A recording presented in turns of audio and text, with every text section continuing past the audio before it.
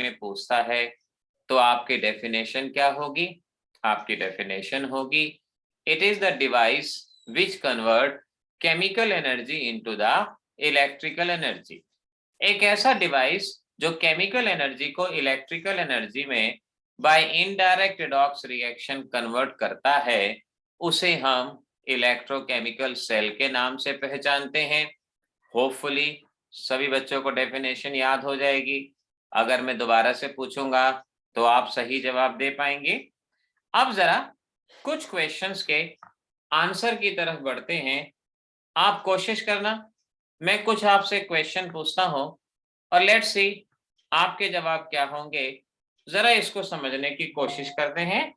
एक मिनट, जरा इसको, अभी मैं जिस क्वेश्चन पे आना चाहता हूं वहां पर आपसे आके सीधा क्वेश्चन ही पूछते हैं, क्या रहेगा। अब देखो, सपोज ये हमारे पास क्वेश्चन है, ये हमारे पास क्वेश्चन है। आपको इन क्वेश्चन का जवाब आना चाहिए, पता होना चाहिए। सबसे पहले ऊपर नंबर 1 पे क्वेश्चन दिया गया है, what is the direction of following in electrochemical cell? Flow of electron, flow of current. क्या हमारा फर्स्ट क्वेश्चन हमें आएगा? 2 पार्ट हैं। आयुष पहला पार्ट सही है, प्रांजल पहला पार्ट सही है। अब दोनों पार्ट का एक साथ जवाब दे दो, एनोड टू कैथोड या कैथोड टू एनोड। हाँ, इशिता सही, आयुष का भी सही, रितिका सही, मधुर सही, साक्षी सही, आदि करेक्ट, प्रांजल करेक्ट, बिल्कुल सही। कल हमने इलेक्ट्रोकेमिकल सेल में पढ़ा था कि इलेक्ट्रॉन का मूवमेंट, कौशल सही है, एनोड टू कैथोड होता है, और करंट का मूवमेंट ऑपोजिट दिशा, correct, Manasvi correct, cathode to anode, बिल्कुल सही, ये रहता है सही जवाब। अच्छा, सेकंड क्वेश्चन देखो। Second question, in electrochemical cell chemical energy is converted into, ये बताओ। इन इलेक्ट्रोकेमिकल सेल, सही जवाब है सभी बच्चों का, साक्षी, आदि, सोनाक्षी, प्रांजल, कौशल, अभी बताया भी था हमने। करेक्ट आंसर है कि केमिकल एनर्जी, मनस्वी नहीं बेटा, इसको चेक करो। रितिका करेक्ट है कि यहाँ पर केमिकल एनर्जी इलेक्ट्रिकल एनर्जी। कशिश रीचेक बेटा, हमें याद करना है डायरेक्ट रेडॉक्स रिएक्शन में केमिकल एनर्जी हीट एनर्जी में कन्वर्ट होती थी, लेकिन इलेक्ट्रोकेमिकल सेल जो कि हमने कल पढ़ा था, वहां पर केमिकल एनर्जी इलेक्ट्रिकल एनर्जी में कन्वर्ट होती है। हमारा ये पॉइंट यहाँ पर याद रहेगा। अच्छा, क्वेश्चन नंबर 4 देखो। अब क्वेश्चन नंबर 4 पे ध्यान दो, है ना आयुष? ठीक है, ओके मनस्वी। क्वेश्चन नंबर 4 देखो। ओके, 4 देखो, कौशल 4 का जवाब, रितिका करेक्ट, मधुर करेक्ट, मनस्वी 4 बेटा, इशिता करेक्ट। ओके, बाकी बच्चों के नाम निकल गए। साक्षी करेक्ट, खुशी करेक्ट, आदि का जवाब सही, आयुष सही, बिल्कुल सही। क्योंकि ये एक स्पॉन्टेनियस रिएक्शन होती है और स्पॉन्टेनियस रिएक्शन के लिए डेल्टा जी नेगेटिव होता है, तो हमारा जवाब बिल्कुल सही रहेगा, डेल्टा जी नेगेटिव यहाँ पर बनेगा करेक्ट। क्वेश्चन नंबर 5 का जवाब दो। 5 का जवाब दो, विच इज बेटर, डायरेक्ट और इनडायरेक्ट रेडॉक्स रिएक्शन, दोनों में से बेटर कौन है?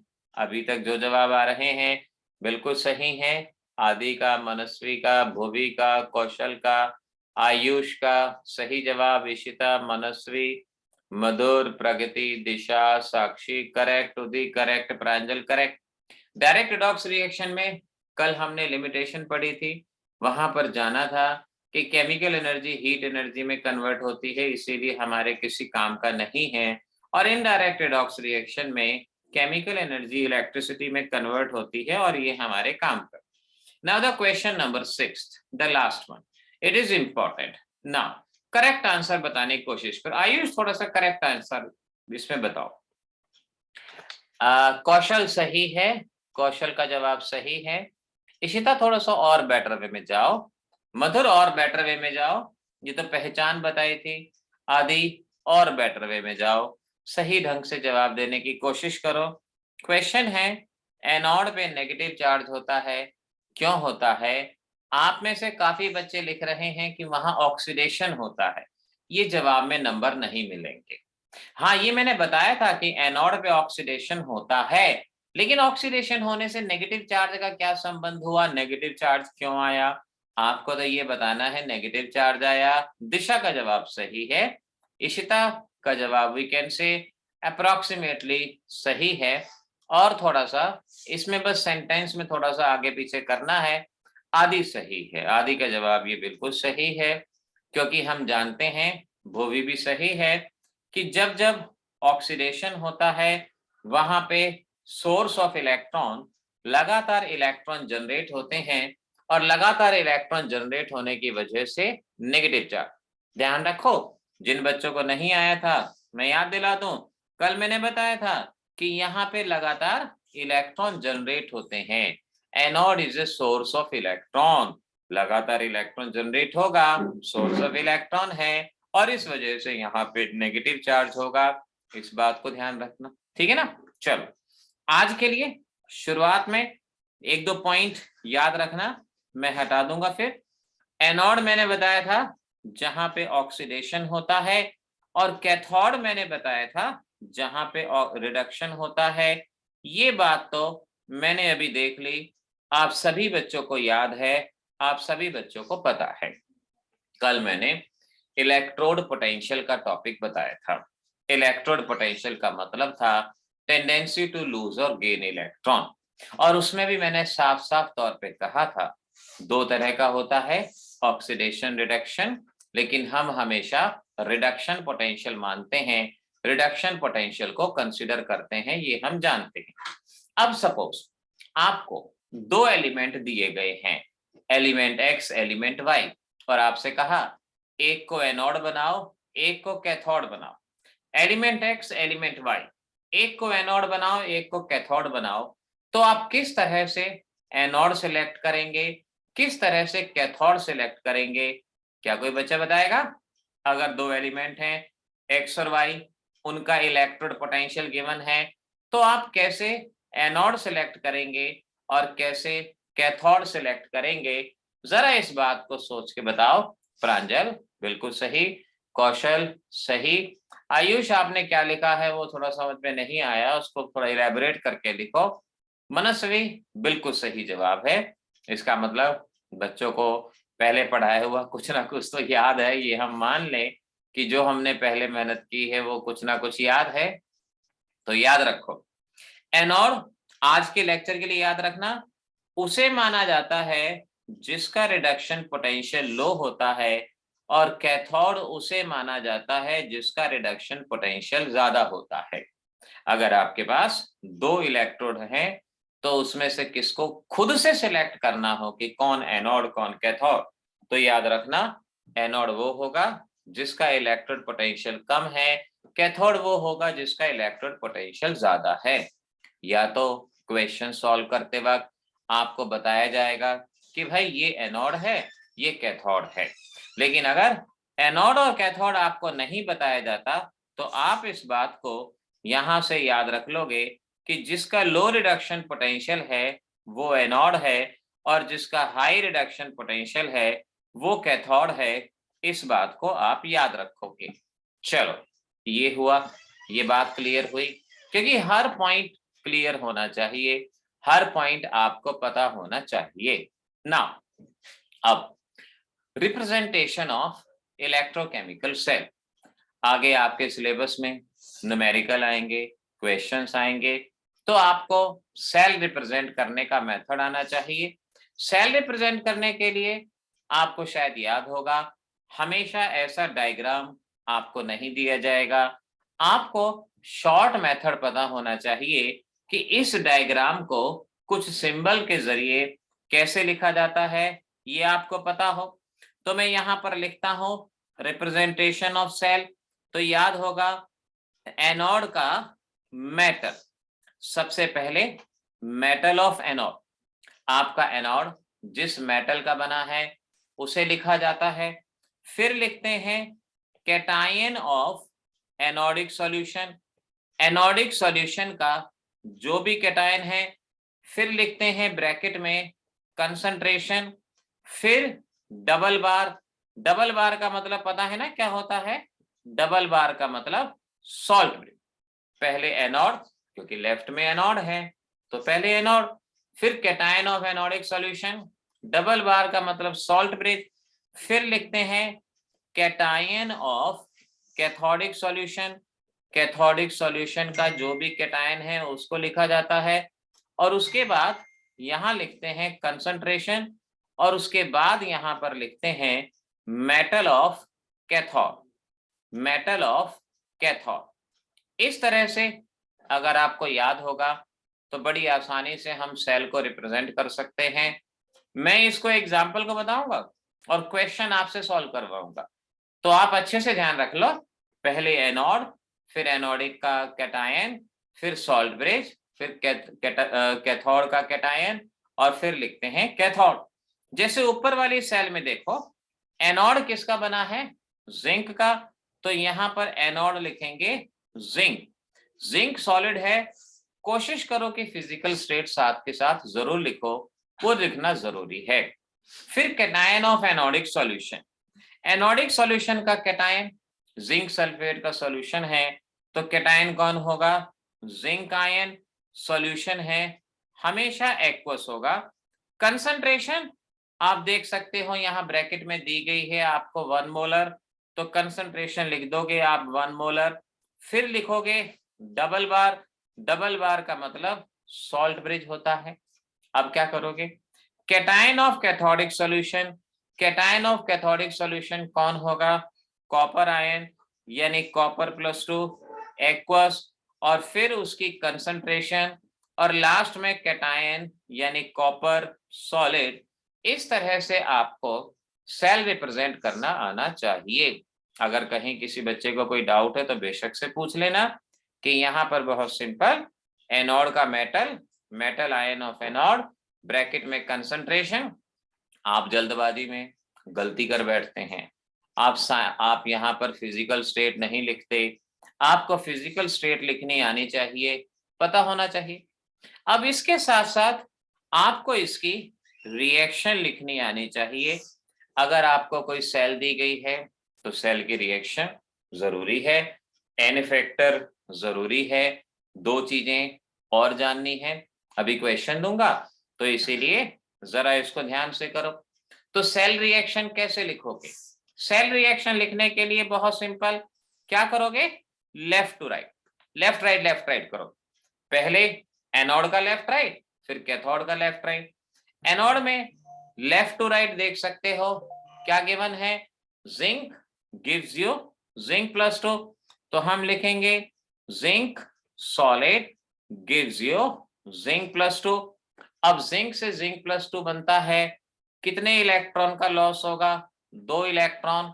हर एक बच्चा इस बात को समझ सकता है। फिर कैथोड में लेफ्ट राइट करो, फिर लेफ्ट राइट करो, यानी लेफ्ट में है कॉपर आयन, राइट में है कॉपर सॉलिड, इसी को लिख दो। अब क्या लिखोगे? Copper ion aqueous gives you copper solid, लेकिन इलेक्ट्रॉन लिखना जरूरी है। इलेक्ट्रॉन लेफ्ट हैंड साइड में ऐड होगा। तो इस तरह से आपने इस रिएक्शन को लिखा और इन रिएक्शन को आपने ऐड किया। ऐड करना जरूरी है, लेकिन ध्यान रखना इलेक्ट्रॉन कैंसिल होने चाहिए। किसी भी रिडॉक्स रिएक्शन में जितने इलेक्ट्रॉन का लॉस होता है उतने का ही गेन होता है, क्योंकि यहाँ पर 2 का लॉस हुआ, 2 का गेन हुआ, तो ये तो बराबर थे। अगर ये बराबर ना होते तो मल्टीप्लाई करते। जैसे सपोज ऊपर वाली रिएक्शन में अगर 1 इलेक्ट्रॉन होता, नीचे वाली में 2 होते, तो ऊपर वाली रिएक्शन को 2 से मल्टीप्लाई करते। आपको इलेक्ट्रॉन्स को कैंसिल आउट करना है। इलेक्ट्रॉन कैंसिल आउट होके ये बन गई आपकी सेल रिएक्शन। इस तरह से आपका सेकंड पार्ट सॉल्व हो गया। आपको सेल रिएक्शन लिखनी थी, आप सेल रिएक्शन यहाँ पे लिख चुके हैं। अब बच्चों यही साथ के साथ अगर आपसे पूछा जाए भाई ये बताओ एन फैक्टर क्या होगा? एन फैक्टर क्या होगा? तो एन फैक्टर का मतलब है नंबर ऑफ इलेक्ट्रॉन लॉस्ट और gained during a reaction. During a reaction, number of electron, इनमें से किसी एक रिएक्शन के दौरान बैलेंस्ड इलेक्ट्रॉन बता दो। जैसे जिंक में 2 इलेक्ट्रॉन, कॉपर में 2 इलेक्ट्रॉन, तो इन अ पर्टिकुलर रिएक्शन कितने इलेक्ट्रॉन का लॉस और गेन हुआ? 2 इलेक्ट्रॉन का। तो एन फैक्टर कितना हुआ? 2। तो अभी में 3 चीजें करनी है आपको। पहला आपको क्या करना है? सेल रिप्रेजेंट करना है, रिएक्शन लिखनी है, एन फैक्टर बताना है। अब मैं देता हूं आपको क्वेश्चन, आप जरा इस क्वेश्चन को सॉल्व करेंगे और बताएंगे इसका जवाब क्या होगा। क्वेश्चन है, metal A is in ACl2 and metal B is in BCl3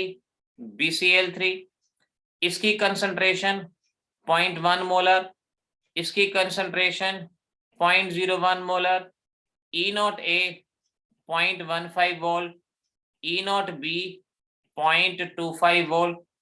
आपको बताना है सेल क्या होगी, सेल रिएक्शन क्या होगी और इसका एन फैक्टर क्या होगा। 3 चीजें बताने की कोशिश करें। आप मुझे क्या करो, मुझे ओवरऑल रिएक्शन लिख के दे दो और एन फैक्टर बता दो क्या आएगा। ओवरऑल रिएक्शन क्या बनेगी, एन फैक्टर क्या आएगा, ये ट्राई कर दो। सामने आपके पास क्वेश्चन गिवन है, ऊपर सॉल्यूशन गिवन है। अब इसको देखते हुए जल्दी से जवाब बता दो क्या आएगा।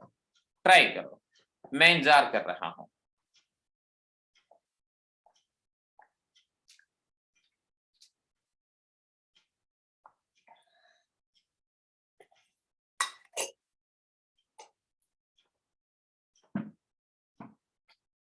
स्पीड,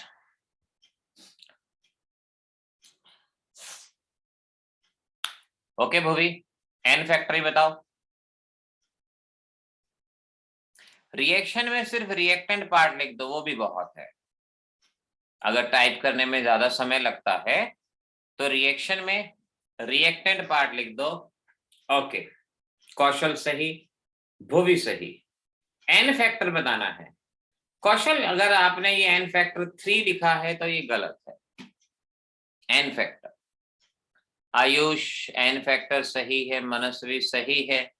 रिएक्शन में रिएक्टेंट पार्ट लिख के बता दो, रिएक्शन पार्ट लिख के बता दो क्या रहेगा। Mukul, I will definitely try बेटा, अगर रिकॉर्डिंग हो पाएगी तो डेफिनेटली मैं आपके पास लिंक सेंड कर दूंगा। अच्छा कौशल, ठीक है, एन फैक्टर बताओ फिर बेटा। आपने बता दिया शायद, ठीक है, हाँ ठीक है, करेक्ट है। प्रांजल ने पूरी रिएक्शन बता दी, ठीक है Pranjal, this is the right answer. हमारे इस क्वेश्चन में ये मेंशन नहीं है एनोड कौन है कैथोड कौन है। आपको खुद से सिलेक्ट करना है एनोड कौन है कैथोड कौन है। आयुष, आपने बैलेंस किया, आपने जो थोड़ा सा लिखा है ना बेटा, ये थोड़ा सा एक समझने में मैथमेटिकल इक्वेशन गड़बड़ है। जरा इसको ऐसे वे में लिखो कि भाई सीधा साधा बच्चा मेडिकल वाला भी समझ पाए, ऐसे लिखो। हाँ मधुर, ठीक है मधुर, एन फैक्टर बोलो कितना आएगा। हाँ ठीक है मधुर, एन फैक्टर बिल्कुल सही है।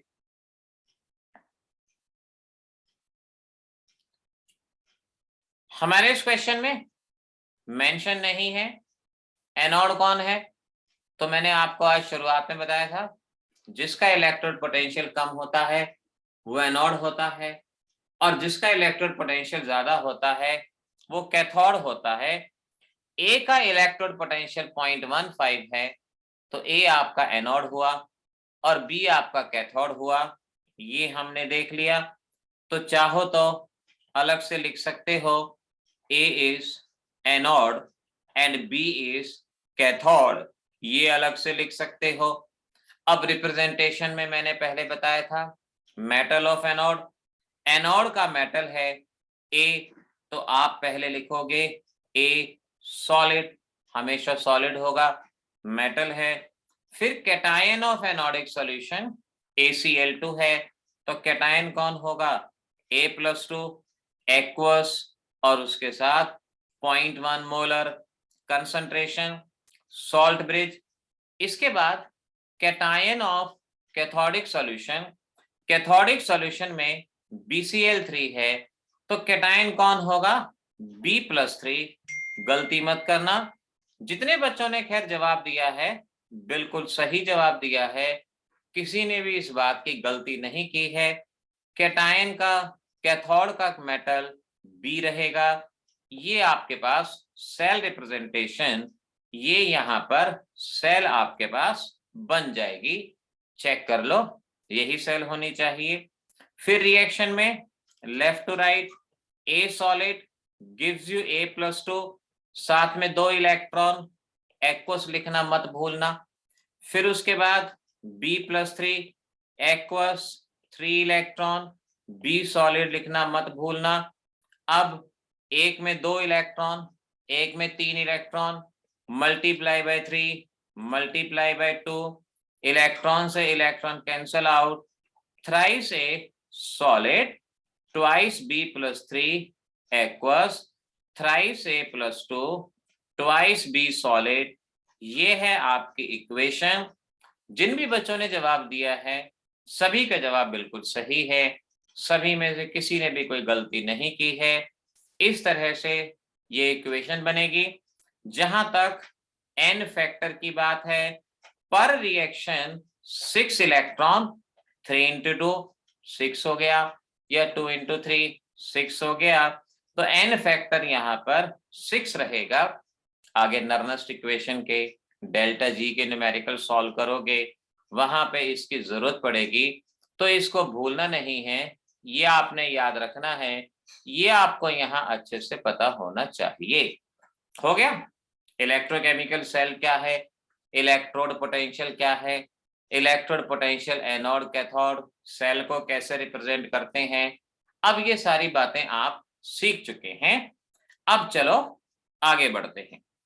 अब है हमारे पास EMF series, EMF series, EMF series और उसके बेसिस पे प्रॉब्लम्स। आपके नए सिलेबस में कुछ पोर्शन इस चैप्टर में से हटा दिया गया है, लेकिन ईएमएफ सीरीज का पोर्शन बिल्कुल एज इट इज रखा गया है।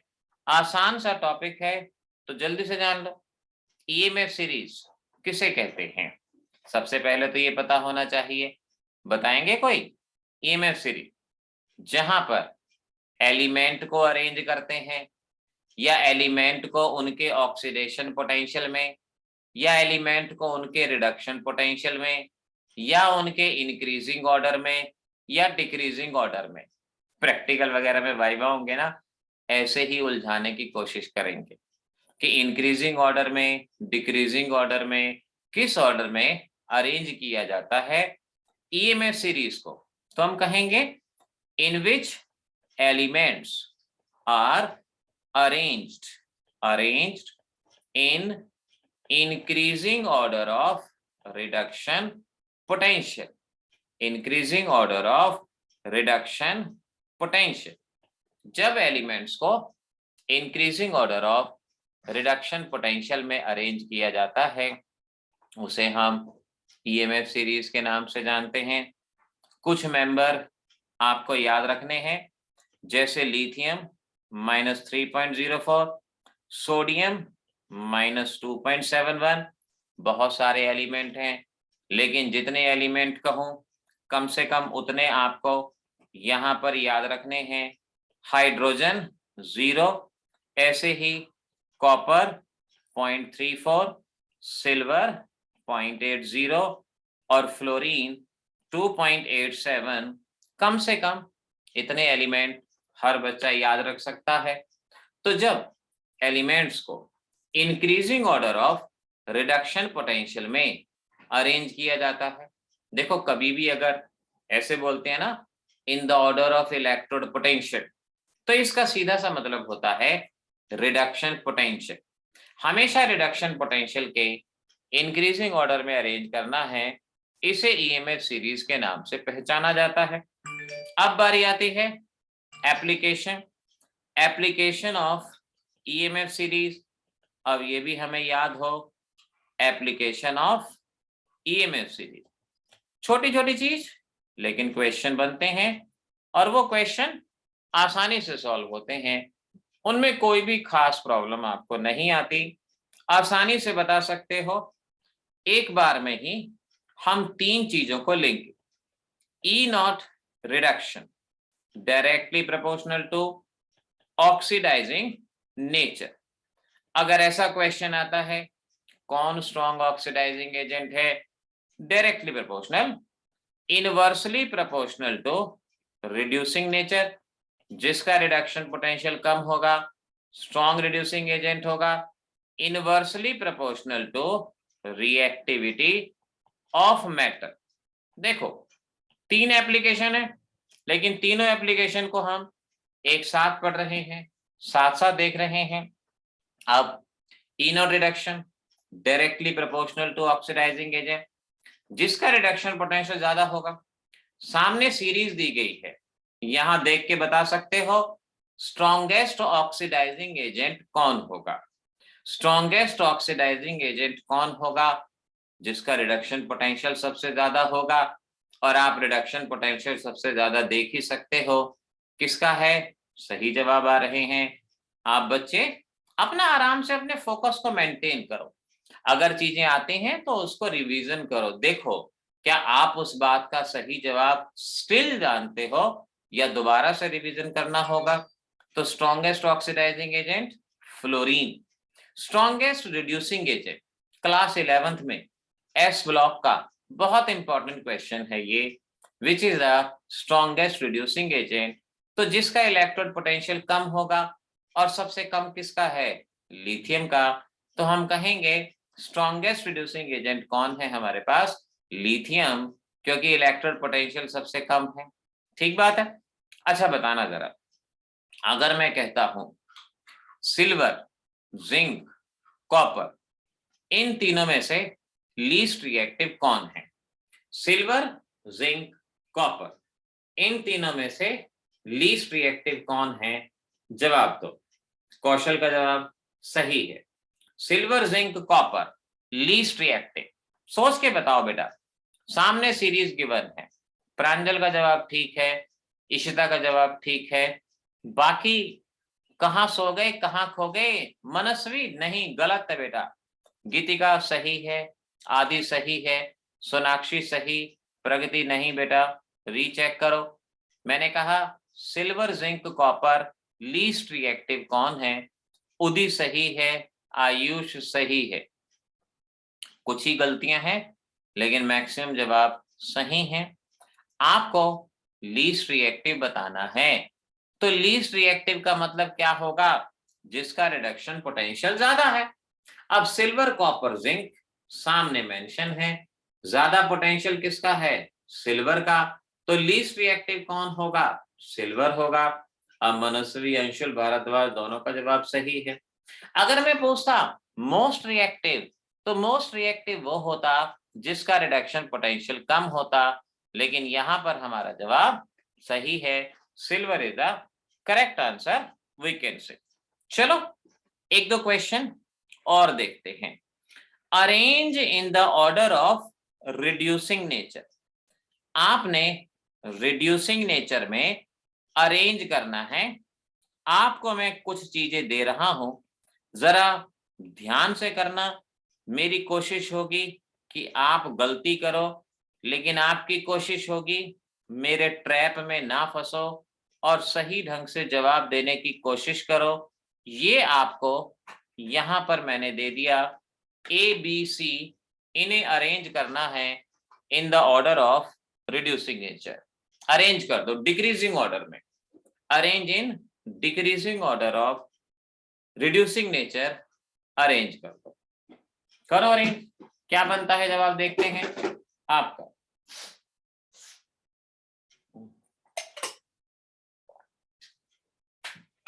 कौशल करेक्ट, प्रांजल करेक्ट, मधुर गलत, आदि सही है। मधुर रिकंसीडर करो बेटा। आयुष एबीसी बताओ, इशिता एबीसी के हिसाब से बताओ। उदी नो बेटा, आप दोबारा से देखो उदी, ये जवाब सही नहीं है। गीतिका विदाउट सिंबल नहीं, साइन लगाओ, ये सही नहीं माना जाएगा, साइन लगाओ। प्रगति सही जवाब है। सोनाक्षी नहीं बेटा, दोबारा से देखो, ध्यान से देखो। अंशुल सही है, अंशुल सरोहा का जवाब सही है। इशिता नो, इशिता का जवाब गलत है। आर्यन रिकंसिडर बेटा, गीतिका रिकंसिडर करो, रिड्यूसिंग नेचर में आपको बताना है। आयुष एबीसी के हिसाब से सिंबल लगा के जवाब दो बेटा, सिंबल लगा के, ऐसे नहीं, सिंबल के साथ, ग्रेटर देन, स्मॉलर देन, क्योंकि ऐसे मालूम क्या पड़ेगा। 12th में आपको विदाउट सिंबल तो कोई जवाब देना ही नहीं है, विद सिंबल देना है।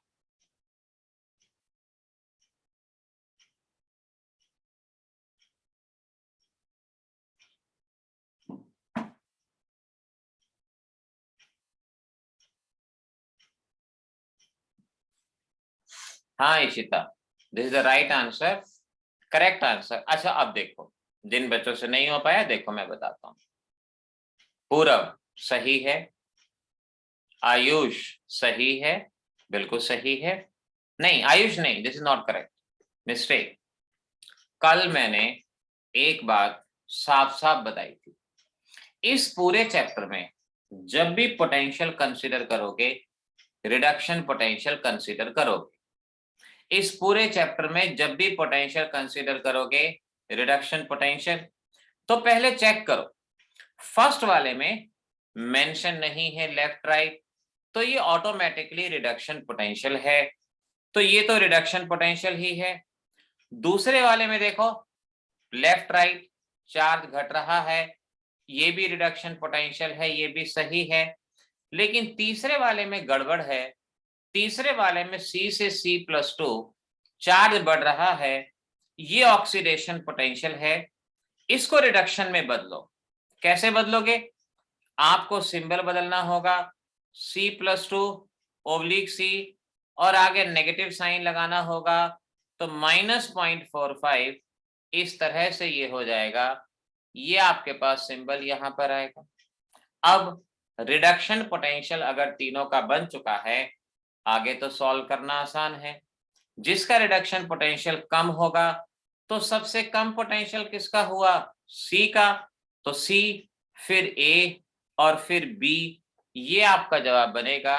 This is the right answer, इस तरह से आपको जवाब देना होगा। तो CAB is the right answer for this question. ध्यान से देख लो, गड़बड़ी कहाँ होती है, जब आप इस बात को भूल जाते हैं कि हमेशा रिडक्शन पोटेंशियल कंसीडर करना है। आप इस बात को पूरे चैप्टर में ध्यान रखेंगे कि हमेशा रिडक्शन पोटेंशियल आपको कंसीडर करना है, भूलना नहीं। Now which is more reactive, दूसरा क्वेश्चन है, ध्यान से जवाब देना। Which is more reactive, A+1 A+2 0.19 volt, दूसरा B-1 B-2 0.11 वोल्ट। ए और बी कौन है ज्यादा रिएक्टिव? आपको जवाब देना है which one is more reactive, need to give the answer. चलो जवाब दो जल्दी से, देखते हैं। आयुष सही, प्रांजल सही, कौशल सही, करेक्ट। आदि सही, बिल्कुल सही। इशिता सही। मधुर, मधुर रीचेक, मधुर आज गलतियां हो रही हैं, आज विटामिन पूरे नहीं लिए बेटा। मनस्वी सही, प्रगति सही, भूवि सही। मधुर दोबारा से देखो बेटा, ध्यान से मेरी बात को ध्यान रखो, जो मैंने अभी बताई थी सारी बातों को ध्यान में रखो, तब जवाब दो।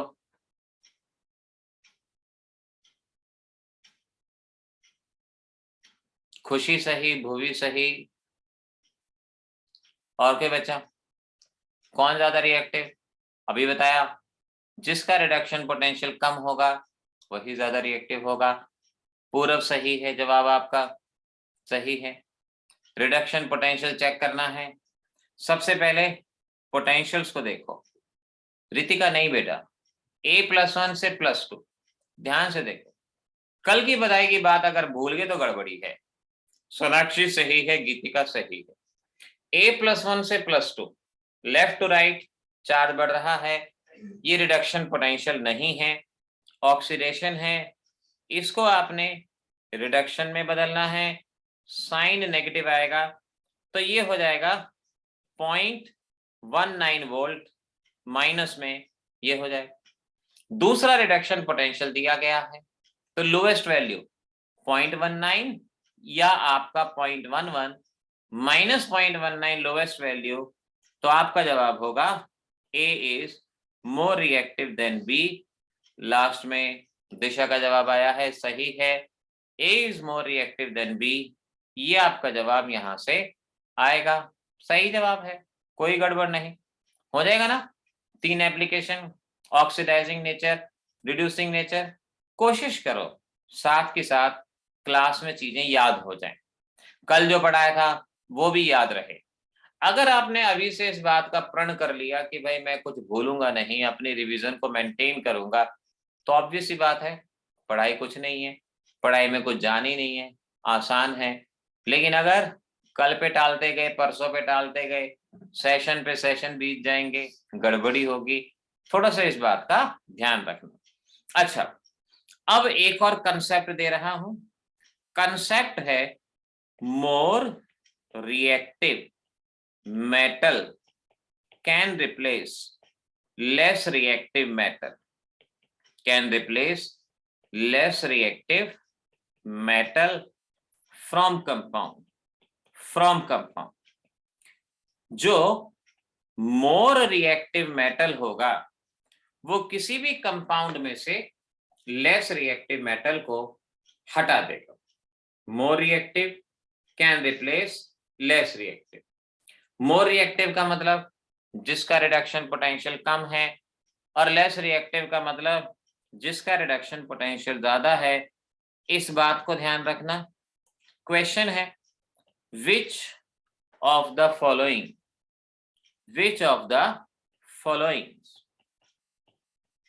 will replace copper from copper sulphate.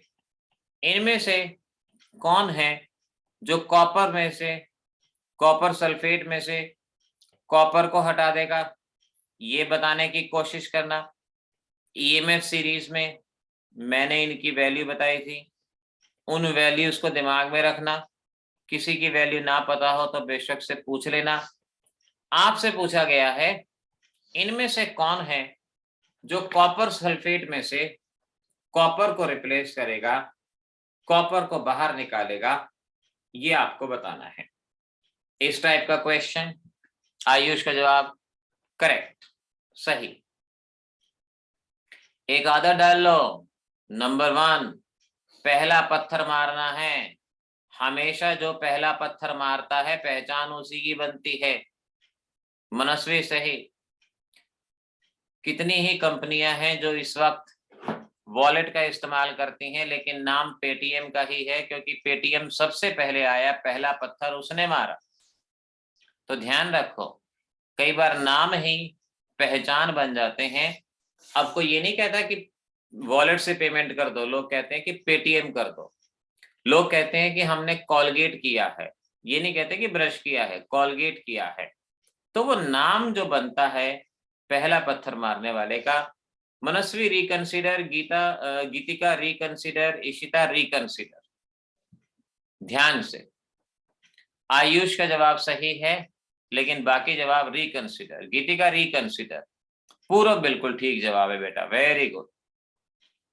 आदि बिल्कुल सही जवाब है, करेक्ट आंसर। मधुर नहीं बेटा, रिकंसिडर करो, ध्यान से करो।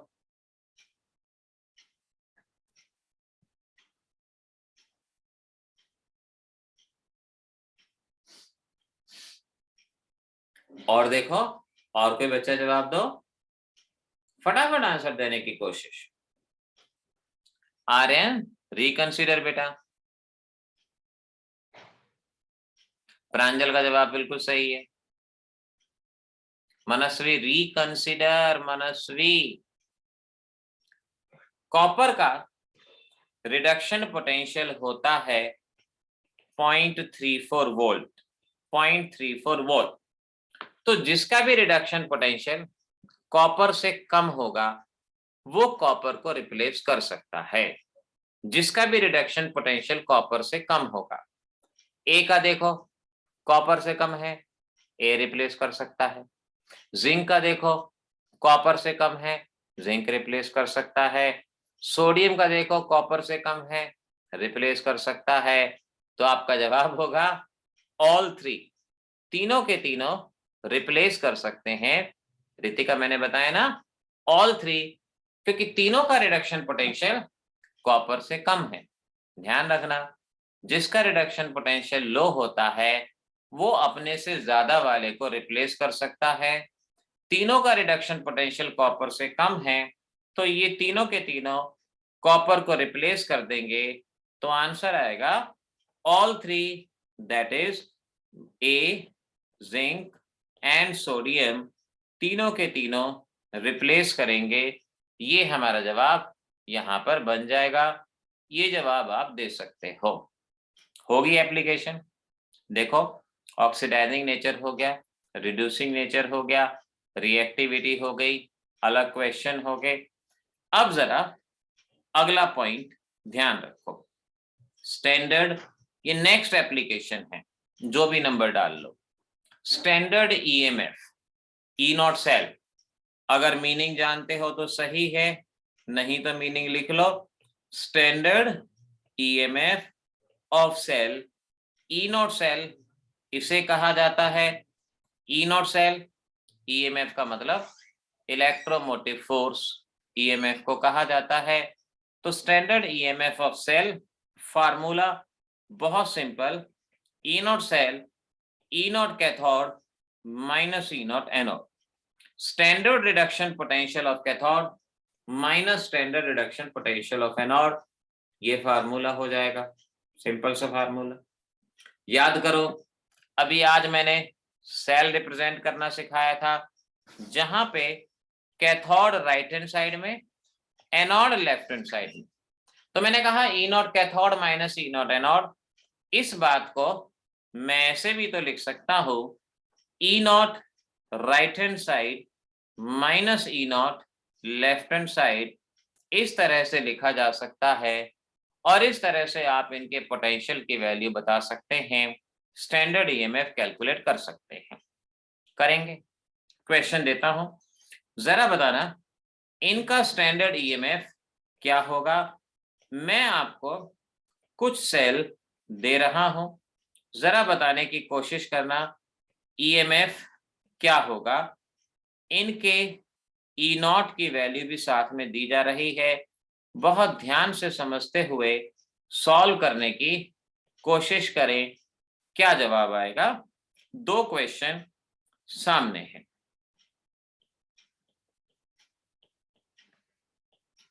कर दो जवाब फटाफट।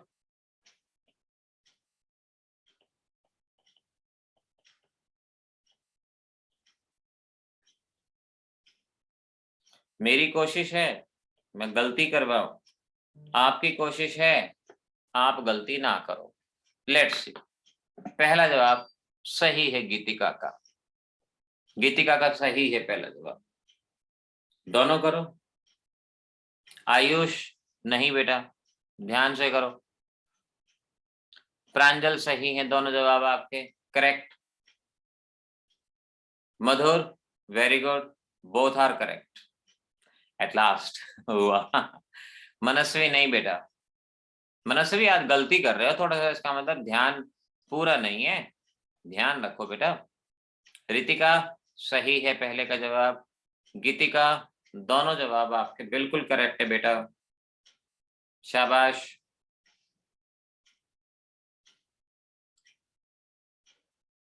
इशिता पहला सही है, दूसरे में गड़बड़ी है। पहला सही, दूसरे में गड़बड़ी है।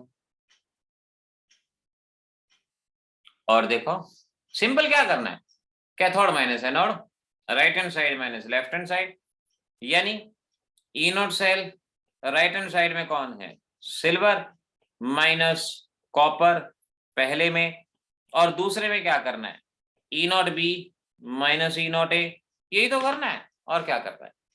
आदि का जवाब सही है, बाकी भी करो ना, नो करो ना, बाकी सॉल्व कीजिए, करोने की वजह से तो सब कुछ भी दिक्कत आ रही है।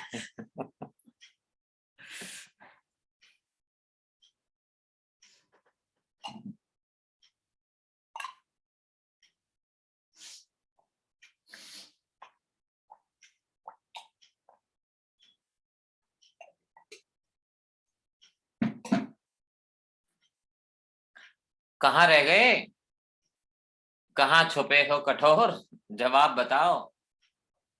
इतने सारे बच्चों में से कुछ ही के जवाब करेक्ट, उदी करेक्ट है।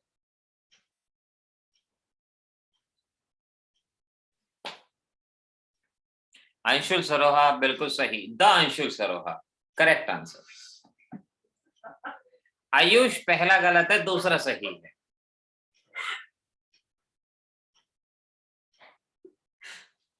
खुशी दूसरा गलत है, पहला सही है। पहला गलत दूसरा सही, दूसरा गलत पहला सही, देखो क्या चल रहा है।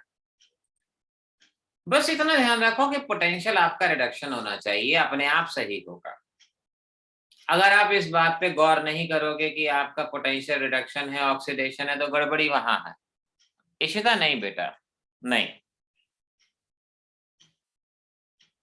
मनस्वी दोनों सही है। अब देखो पहले वाले में तो कोई दिक्कत है ही नहीं, पूरब बिल्कुल सही जवाब है। पूरब धीरे धीरे जवाब देता है, लेकिन आज तो बिल्कुल सटीक जवाब दे रहा है हर क्वेश्चन का। वेरी वेरी गुड पूरब।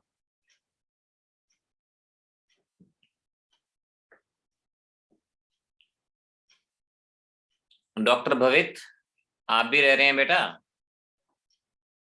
भवित का जवाब नहीं आया, बाकी देखो। कशिश, कशिश क्यों खामोश हो, जवाब दो। दिशा पहला सही है, दूसरा गलत है बेटा। चलो मैं बताता हूँ, आप जान लो, क्योंकि एक एप्लीकेशन और करानी है ना। भवित थोड़ा सा फर्क है, थोड़ा सा, एक पॉइंट का, एक डेसिमल का फर्क है दूसरे वाले में। पहला ठीक है, दूसरे वाले में एक पॉइंट का फर्क है। देखो ध्यान से, पहले वाले में कोई एरर नहीं है, पोटेंशियल चेक करो, क्योंकि लेफ्ट राइट का चक्कर ही नहीं है, तो इसका मतलब दोनों के दोनों रिडक्शन। सिल्वर का पोटेंशियल 0.80 माइनस 0.34, तो कितना आएगा, 0.46 वोल्ट। पहले का जवाब 0.46 वोल्ट सभी का रहेगा। भवित नहीं बेटा, देख लो जरा दूसरे में, देखो ये पहला ए से A+3 ये ऑक्सीडेशन है। इस रिप्रेजेंटेशन को कल से कह रहा हूं, भूले नहीं। ए से A+3 ऑक्सीडेशन है, इसको रिडक्शन पोटेंशियल में कन्वर्ट करना है, तो ये रिडक्शन पोटेंशियल में कन्वर्ट करके हो जाएगा A माइनस 0.60। दूसरा वाला ऑलरेडी रिडक्शन पोटेंशियल है 0.45, तो B की वैल्यू 0.45 माइनस माइनस 0.60 1.05 वोल्ट, ये हमारा जवाब। भवित अब देख लो बेटा, 1.05 वोल्ट ये हमारा जवाब यहाँ पर बनेगा। तो थोड़ा सा ध्यान रखो, फोकस्ड रहो, चीजें हो जाती हैं। देखो जब सारे कर रहे हैं तो आप भी करोगे। अब मैं कहूँ नहीं बहुत मुश्किल है ये, अब कुछ नहीं है मुश्किल। मुश्किल मानोगे तो हमेशा मुश्किल की तरफ ही ध्यान जाएगा, आसान मानोगे तो हमेशा आसान की तरफ ही ध्यान जाएगा। इस तरह से आप इस रिएक्शन को कर पाएंगे। नेक्स्ट एप्लीकेशन, नेक्स्ट एप्लीकेशन, सिर्फ नाम लिख लो, एप्लीकेशन लिख लो, स्पॉन्टेनिटी ऑफ रिएक्शन। कोई रिएक्शन होगी या नहीं होगी, if E not cell positive है, रिएक्शन इज पॉसिबल। ये याद रखना, जहां आगे जरूरत पड़ेगी हम इस पॉइंट का इस्तेमाल करेंगे। अगर ई नॉट सेल पॉजिटिव है तो रिएक्शन पॉसिबल है, रिएक्शन स्पॉन्टेनियस है, इस बात को ध्यान रखना। अगर ई नॉट सेल पॉजिटिव है। आयुष ने क्या लिखा, इन वन, पहले में कहाँ चेंज है, पहले में तो आपको कोई सिंबल दिया ही नहीं, पहले में तो E naught copper E naught silver दिया है, तो हम सिंबल क्यों चेंज करेंगे, कोई साइन चेंज करने की जरूरत ही नहीं है। आयुष आप व्हाट्सएप पे मेरे पास इमेज भेज देना, मैं आपको उसका जवाब और अच्छे से दे दूंगा क्या रहेगा। अच्छा, स्पॉन्टेनिटी मतलब रिएक्शन होगी या नहीं, अगर ईएमएफ ऑफ सेल पॉजिटिव है तो रिएक्शन होगी, वरना नहीं होगी। जरा देखो, मैंने लिया A+2 B+2 gives you B, E not A 0.40 volt, E not B 0.20 volt. अब बताओ क्या ये सेल पॉसिबल है या नहीं है। मैंने एक सेल लिखी है, E नॉट लिखा है, ऊपर कंसेप्ट दिया है, क्या ये सेल पॉसिबल है या नहीं है। गीतिका ने तुरंत जवाब फेंक के मारा, सही जवाब है। मधुर का भी जवाब बिल्कुल सही है। अब बाकी बच्चे भी देखो, ई नॉट सेल निकाल लो, उदी सही, आदि सही, प्रांजल सही, अंशुल सही। ई नॉट सेल निकाल लो, कैथोड माइनस एनोड, और अगर पॉजिटिव है पॉसिबल है। मनस्वी ध्यान से, मनस्वी पूरब का जवाब सही है, प्रगति का जवाब सही है, रितिका का जवाब सही है। आपको सेल में दिया गया है right hand side minus left hand side निकालना है। भवित का जवाब सही है। तो हम जानते हैं E naught cell right minus left, B minus A, B है 0.20, ए है 0.40, और फिर ये कितना आएगा -0.20। अभी ऊपर बताया था ई नोट सेल पॉजिटिव है तो रिएक्शन पॉसिबल है, नेगेटिव है तो पॉसिबल नहीं है। तो आपका जवाब नॉट पॉसिबल, ये सेल पॉसिबल नहीं है। जहां ए को एनोड बनाया गया, बी को कैथोड बनाया गया, ये पॉसिबल नहीं है। अब लास्ट एप्लीकेशन और आज की क्लास खत्म हो जाएगी। Storage of solution. ऐसे क्वेश्चन आते हैं, क्या हम इस सॉल्यूशन को दूसरे कंटेनर में स्टोर कर सकते हैं या नहीं। जैसे मैं आपको बताऊं, आपको ऐसे कह दिया जाएगा कि आपके पास जिंक का वेसल है, इसमें कॉपर सल्फेट का सॉल्यूशन है, क्या हम जिंक वेसल में कॉपर सल्फेट स्टोर कर सकते हैं या नहीं, ये आपसे पूछा जाएगा।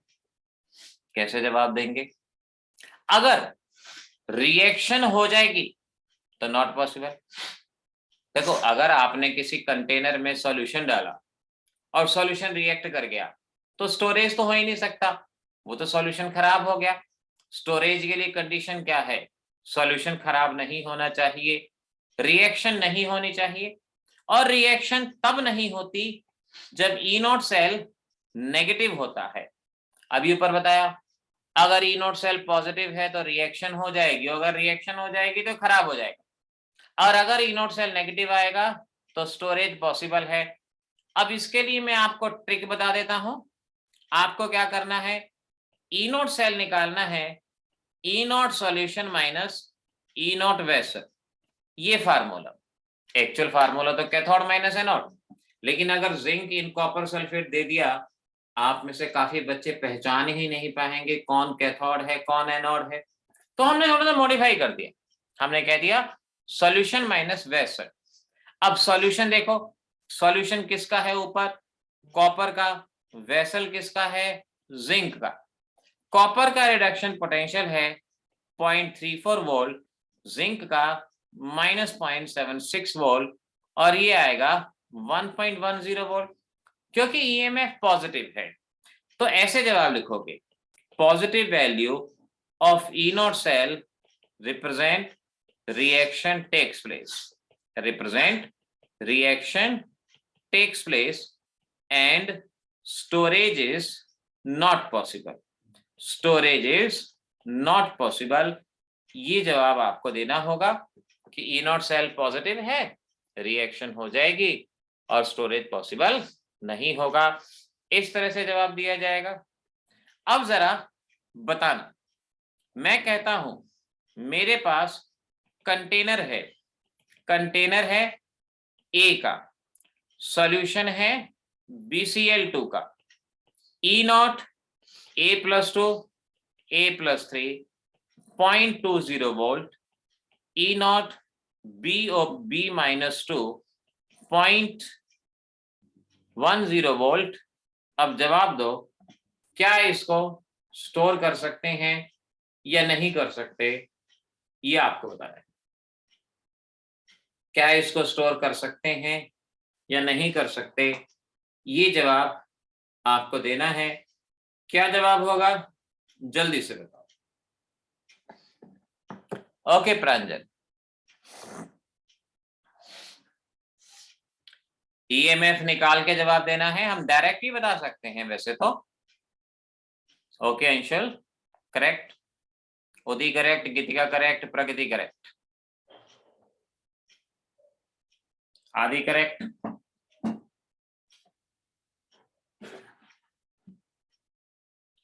आपने देखा, आपके पास वेसल है ए का, सॉल्यूशन है बी का, तो E0 सेल, टाइम हो रहा है, मैं फटाफट चलूं, सॉल्यूशन माइनस वेसल, ये फार्मूला, सॉल्यूशन है बी का, वेसल है ए का।